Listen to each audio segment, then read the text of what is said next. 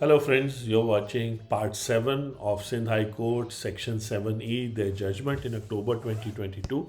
We are here now in 29th of January. It's 29th of January 2023, and we are seeing what are the updates the Lahore High Court decision has to come, and we'll also be going through that judgment in the future.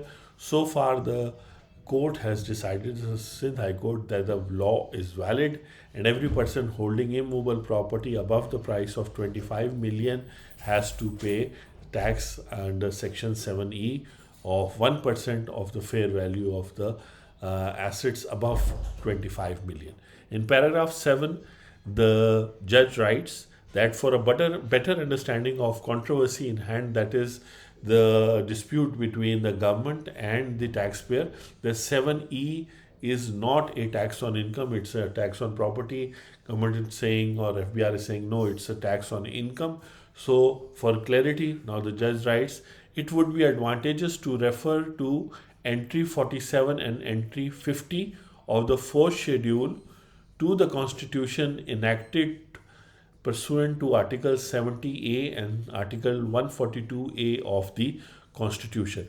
First, the judge wants to see what the Constitution says and what is the scope of the power given to the federal government. So, entry 47 says that the federal government, that is the government in Islamabad, can tax on income other than agriculture income, which means that any kind of income from business, capital gain, other sources, salary income, and even other incomes can be taxed by the federal government except agriculture income.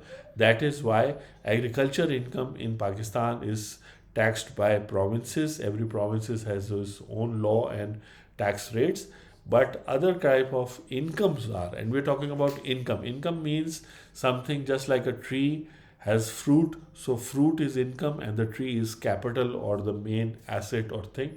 So we are not talking about any property, we're talking about taxes on income.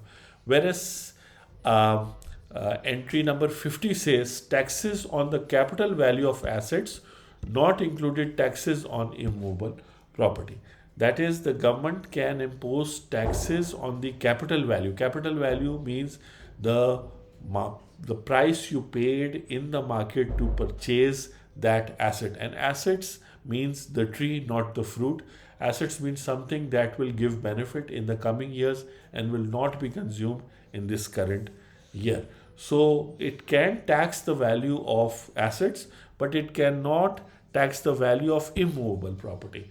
So the main emphasis of most of the petitioners was that it is a tax on capital value of assets, and the government does not have the legislative competence. So that you can clearly see that the judge is not convinced by this argument. The judge also thinks that it is tax on income other than agriculture, which he will explain in paragraph number 8, which you will see in part 8. You were watching part 7 of Tax Dosti videos. I am your tax host and tax host, Anthony Williams, and presently Tax Dosti in UAE.